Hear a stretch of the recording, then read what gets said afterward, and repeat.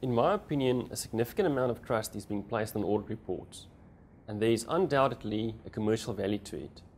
Can this trust be enhanced? Of course it can.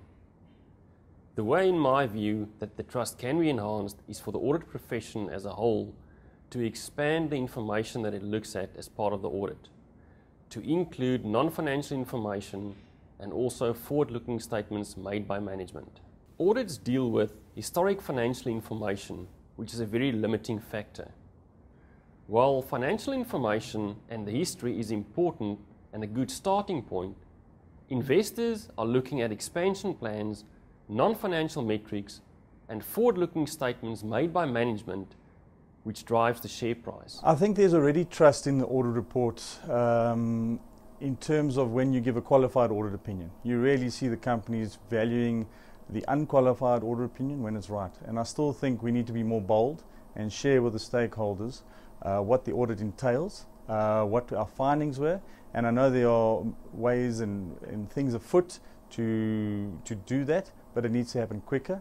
And the auditors need to be bold in sharing those findings. To restore the trust in the audit report and to dismiss misperceptions about audit, I believe we need to help stakeholders understand the value of the audit.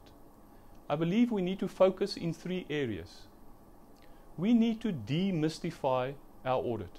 We need to open the black box and show the sophisticated user, the audit committee, the investor, the regulator, what audit work we did on the key risk areas in this year's audit. And we also need to report on the basic information that stakeholders like employees and unions might need. For example, the impact of the last salary increases on the viability of the business or on the income statement.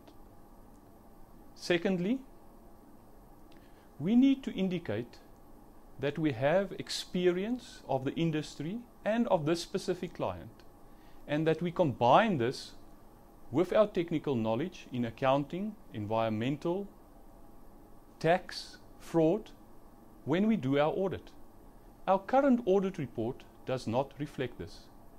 In South Africa, auditors are required to attend the annual general meeting, but stakeholders seldom ask us any questions. I believe we should be afforded the opportunity at the annual general meeting to explain to stakeholders what work have we done. How have we combined our experience and our knowledge to make sure that these financial statements are reasonable. For example, what work did we do on impairments? What work did we do to ensure that management's assumptions are reasonable? What work have we done on the cash flow models?